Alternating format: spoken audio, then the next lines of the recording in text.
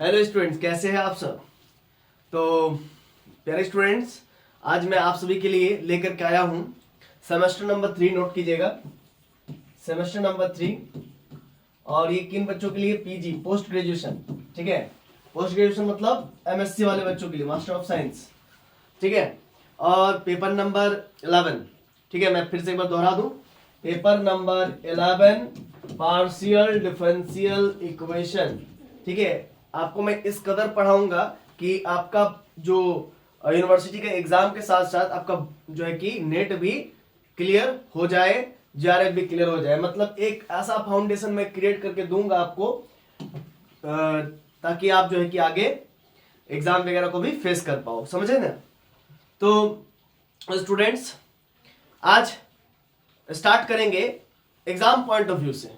बात हम लोग करेंगे एग्जाम पॉइंट ऑफ व्यू से, क्योंकि आपका एमएससी सेमेस्टर नंबर 3 का अगर आप एग्जाम दे रहे हैं और अगर आप मेरा वीडियो देख रहे हैं तो ये आपके लिए बहुत बड़ा फायदेमंद चीज है ना। तो बच्चों, एग्जाम पॉइंट ऑफ व्यू से, आपके यूनिवर्सिटी लेवल के एग्जाम के व्यू से मैं पढ़ाऊंगा। देखिए, कुछ है जो कि एग्जाम के लिए बहुत इंपॉर्टेंट है। एक थ्योरम मैं आप लोगों को करवा देता हूं सबसे पहले, तो इसके बाद ही आगे बढ़ूंगा। देखिए स्टूडेंट्स, आप लोग लिखेंगे मेरे साथ साथ थ्योरम। देखिए, मैं पढ़ाऊंगा बिना देख करके, ठीक है। सिर्फ थ्योरम का क्वेश्चन जो है, स्टेटमेंट जो ऊपर वाला क्वेश्चन है, ये क्वेश्चन ही आपके एग्जाम में दिया रहेगा, इसीलिए मैं लिख रहा हूं, ठीक है ना। बाकी नीचे वाला जितना भी है माल मसाला सब मैं बिना देख करके ही लिखूंगा, आपको समझाऊंगा, ठीक है। क्योंकि जब टीचर बिना देख करके लिखेंगे तो बच्चा का क्लैरिटी ज्यादा आएगी। क्योंकि भाई जब टीचर चीजों को याद करेगा तभी तो बच्चा याद करेगा, चीजों को समझ करके पढ़ाएगा तभी तो बच्चा भी समझ करके पढ़ेगा। लॉजिक समझ रहे हैं? ठीक, तो बच्चों यहां पर स्टार्ट कर रहे हैं थ्योरम 1। थ्योरम 1 क्या है बच्चों? If A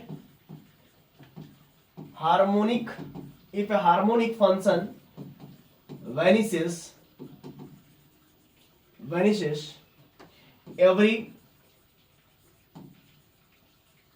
everywhere on the boundary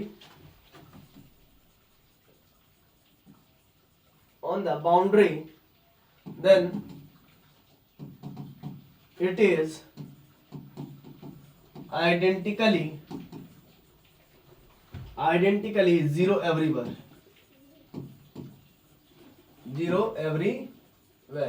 देखिए, ये तो आपका थ्योरम हो गया, ठीक है। अब इस थ्योरम को बनाने से पहले, प्रूफ करने से पहले आपको ये समझना जरूरी है कि भाई थ्योरम कहता क्या है ना। और जिनको समझाना नहीं होगा वो इंग्लिश में बोल के निकल जाएंगे, समझ रहे ना। मैं आपको हर एक चीज तोड़ तोड़ के बताऊंगा, समझ रहे ना। तो कहता क्या है? इफ ए हार्मोनिक फंक्शन, कोई एक हार्मोनिक फंक्शन होगा यू, मान लीजिए। अब हार्मोनिक फंक्शन का मतलब क्या होता है बच्चों? ये सबसे बड़ा जरूरी बात है कि हार्मोनिक फंक्शन ऐसा फंक्शन होता है जो लाप्लास इक्वेशन को सेटिस्फाइड करता है और अपने अंदर पोजेस करता है first order and second order partial derivatives. हाँ, तो आप कहेंगे लाप्लास इक्वेशन किसे कहते हैं, है ना। आप तो ये कहेंगे कि लाप्लास इक्वेशन किसे कहते हैं, थोड़ा मैं बता देता हूं। देखिए, आपने पढ़ा होगा heat equation, del u by del t equal to c square nabla square u. ये होता है हीट इक्वेशन। इसी हीट इक्वेशन के मदद से हम लोग लाप्लास इक्वेशन निकाल सकते हैं यदि del u by del t zero हो जाए, समझ रहे ना। और ये del u by del t कब जीरो होगा? जब if the temperature is are in steady, मतलब टेम्परेचर रुका हुआ रहे, स्टेडी में रहे, है ना। तो देन हम लोग कह सकते हैं that is does not depends upon temperature upon time T, ठीक है ना। मतलब कि टाइम टी पर डिपेंड नहीं करेगा। जब टाइम टी पर डिपेंड नहीं करेगा तो उस केस में टेम्परेचर स्टडी हो जाएगा, आर इन स्टडी मोड।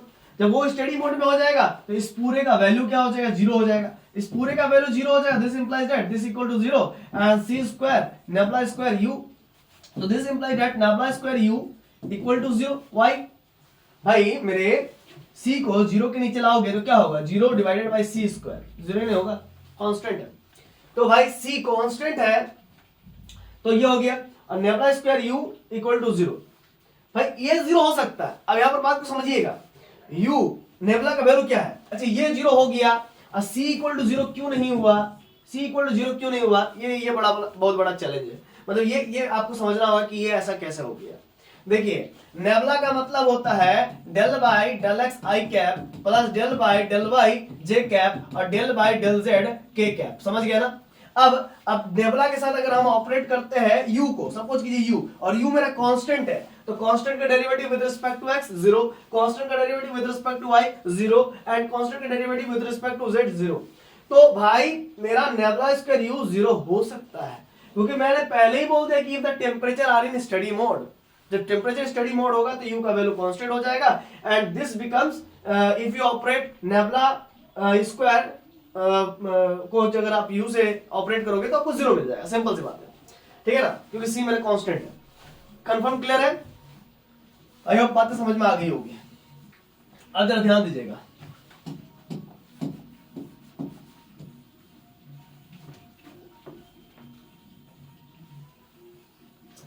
तो बच्चों मैंने कहा कि इफ ए हार्मोनिक फंक्शन, मान लीजिए u कोई हार्मोनिक फंक्शन है, ये हार्मोनिक फंक्शन वेनिश हो जाएगा, मतलब इसका वैल्यू हो जाएगा 0, समझ रहे हैं ना, वेनिसेस एवरीवेयर ऑन दी बाउंड्री। अब मान लीजिए ये R1 है रीजन, कोई रीजन में नहीं होगा भाई, और इसको दो पार्ट में तोड़ते हैं, एक तो R, एक तो डेल R और दूसरा R। अब ये क्यों तोड़ा मैंने बातें बताऊंगा। ये harmonic function vanishes everywhere, harmonic function अगर वेनिश कर जाता है एवरीवेयर तो उसका मान 0 हो जाएगा, कहां पर, ऑन R1 पे। एवरीवेयर का बात किया, R1 किससे बना हुआ है, तो R यूनियन डेल R, ऐसा लिख ही सकते हैं भाई। अगर R1 को हम डेल R और R में तोड़ रहे हैं तो ऐसा तो लिख ही सकते हैं, R1 equals to R union del R, समझ रहे हैं ना। तो वही कहता है if a harmonic function vanishes everywhere on the boundary then it is identically 0 everywhere, समझ गया ना, क्लियर कॉन्सेप्ट। चलिए इसी चीज को हम लोग प्रूव करने वाले, इसी चीज को हम लोग प्रूव करना होगा, समझ रहे ना। चलिए इसको हम लोग प्रूव करते हैं, कैसे करेंगे। देखिए स्टूडेंट, सबसे पहले आप तो लिखिएगा प्रूफ। अब प्रूफ लिखने के बाद लिखिएगा बच्चों let u be the harmonic function, then by the definition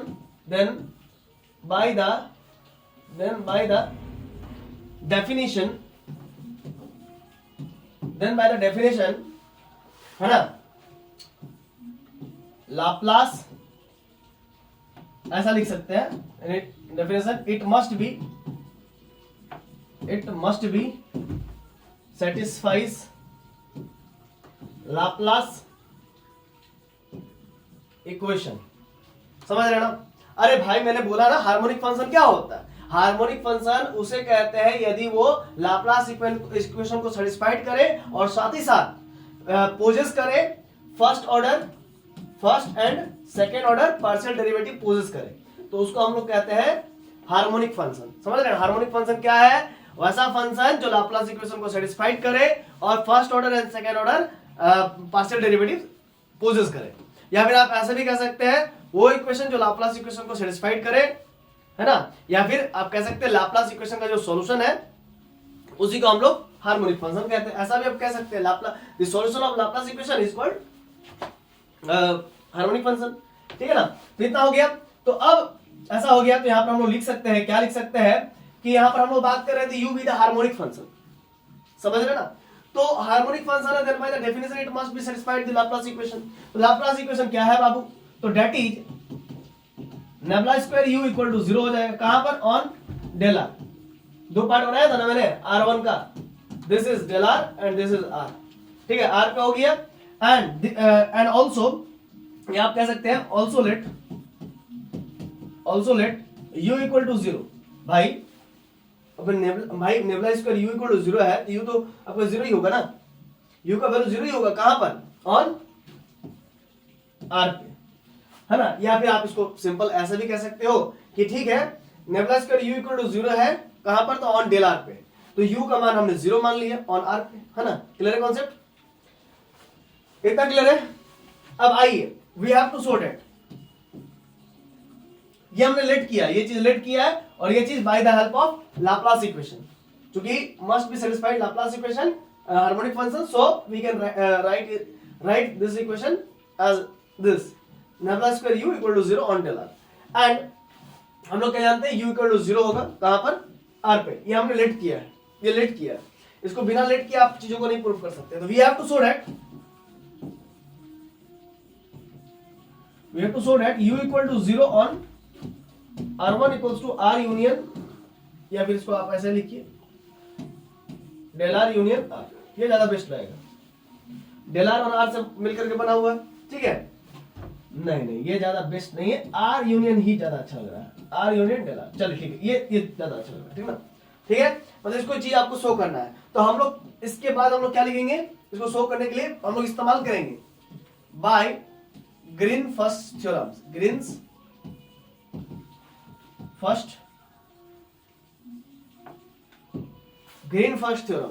theorem क्या होता है?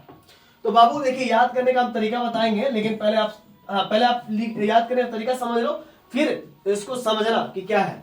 ग्रीन फर्स्ट थ्योरम आपने पढ़ा होगा, कहां पर पढ़ा होगा, ग्रेजुएशन में पढ़ा होगा। तो याद करने का ट्रिक है, 3 लकीर खींचना, 3 ट्रिपल इंटीग्रेशन, बीच में इक्वल टू देना, ठीक है, और इधर 2, फिर इधर 3, और यहां पर आर हो जाएगा, यहां पर डेल आर हो जाएगा, और यहां पर आर हो जाएगा, ठीक है। अब यहां पर आप क्या करोगे, नेबुला यू का होल स्क्वायर इनटू डीवी, क्योंकि ट्रिपल इंटीग्रेशन है इसीलिए। और यहां पर हो जाएगा u del u by del n into ds, surface area होगा, डबल इंटीग्रेशन इसलिए, बीच में माइनस, फिर यहां का u बाहर आ जाएगा, u nabla square u into dv, ठीक है। इसको आप इक्वेशन 1 मान लो। आपने देखा कि मैंने कैसे लिखा, नेबुला u का होल स्क्वायर लिखा, फिर डीवी, क्योंकि ट्रिपल इंटीग्रेशन है। इसके बाद u del u by del n ds, ds इसीलिए क्योंकि डबल इंटीग्रेशन है। फिर ये जो u है ना, ये u बाहर आ गया, फिर नेबुला स्क्वायर, इस पर स्क्वायर खोलेंगे तो नेबुला स्क्वायर u हो जाएगा इनटू डीवी हो जाएगा, खत्म कहानी। ये ट्रिक मैं बता रहा हूं याद करने का, और ये चीज आपने प्रूफ पढ़ा होगा, कहां पर पढ़ा होगा, तो ग्रेजुएशन फर्स्ट सेमेस्टर नहीं, फोर्थ सेमेस्टर पढ़ा होगा, ठीक है। ठीक है स्टूडेंट्स, अब आइए आगे बढ़ते हैं। तो सिंस हम लोग क्या जानते हैं, since we know that nabla square u equal to 0 on del R, and अभी भी ऊपर में लिट किया था ना, u equal to 0 on r, ये हमने लेट किया। तो देयरफॉर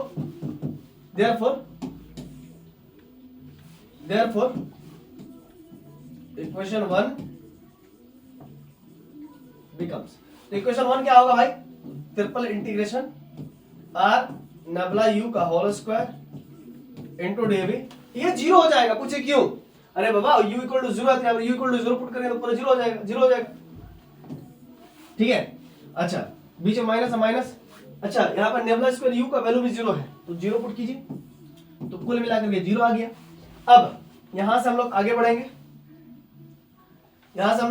क्या बढ़ेंगे, ये किस चीज को इंप्लाई करेगा, ये किस चीज को, क्योंकि ये nabla u square into dv equal to 0 आया, ठीक है ना, तो ये किस चीज को इंडिकेट करेगा, आप लोग ये सोचना पड़ेगा, ध्यान से सोचना पड़ेगा, ठीक है ना।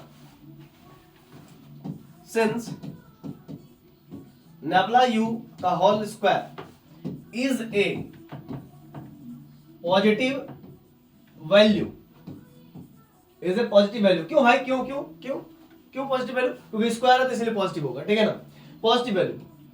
तो ये किस चीज को इंडिकेट करेगा, तो दिस इज ट्रू, मतलब ये चीज ट्रू हो पाएगा, मतलब नेबुला u का whole square is a positive value है, ठीक है ना। तो ये पॉजिटिव तभी हो पाएगा, एक ही इसका शर्त होगा, क्या होगा, जब इसका वैल्यू 0 हो जाए, समझ रहे हैं ना, जब नेबुला u का वैल्यू 0 हो जाए तभी तो पॉजिटिव होगा ना, इसके अलावा और कोई चांसेस नहीं है, ठीक है। तो यहां पर हम लोग क्या लिख सकते हैं कि the above integral will be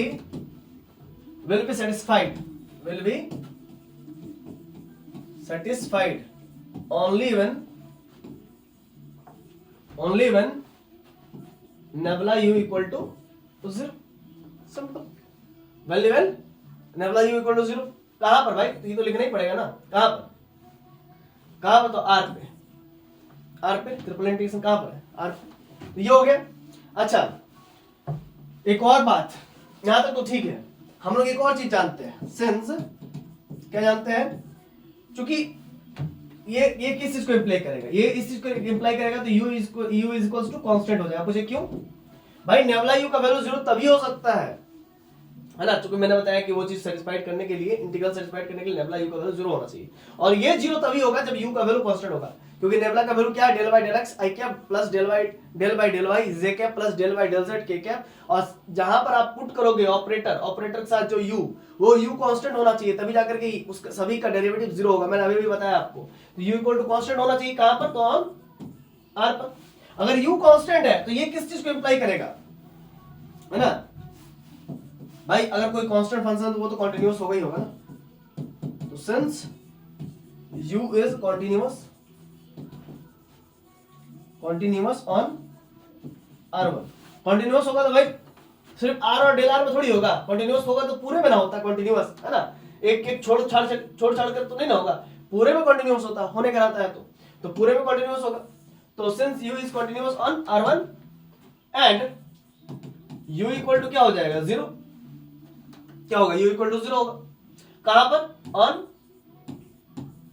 del r, समझ रहे ना? तो u का मान क्या होगा? 0 होगा कहां पर? डेल r पे।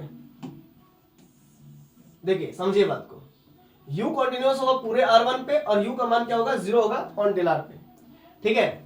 देखिए ऊपर में देखिए आप,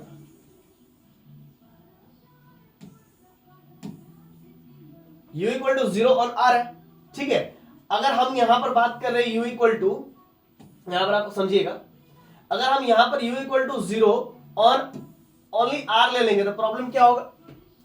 प्रॉब्लम ये हो जाएगा, क्योंकि एक बार हम लोग क्या ले चुके हैं? डेल r पे ले चुके हैं, समझ रहे हैं ना? देखिए एक बार हम लोग r पे ले चुके हैं, तो दूसरा बार हम लोग कहां पे लेना पड़ेगा? डेल r पे लेना पड़ेगा, समझ रहे हैं ना? तो इसी वजह से हम लोग लिखे हैं u is continuous on r1, ठीक है? एंड जब u आपका कंटिन्यूअस होगा r1 पे पूरे पे, तो उस केस में एंड u इक्वल टू 0 है ऑन डेल r पे, तो ये किस चीज को इंप्लाई करेगा? तो दिस इंप्लाइज दैट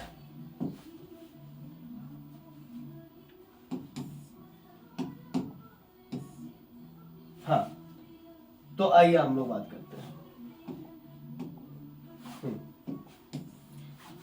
तो किस चीज को इंप्लाई करेगा? तो this implies that u equal to 0 on r1 equals to r union del r, hence the theorem. यही तो प्रूफ करना था ना, हेंस द थ्योरम।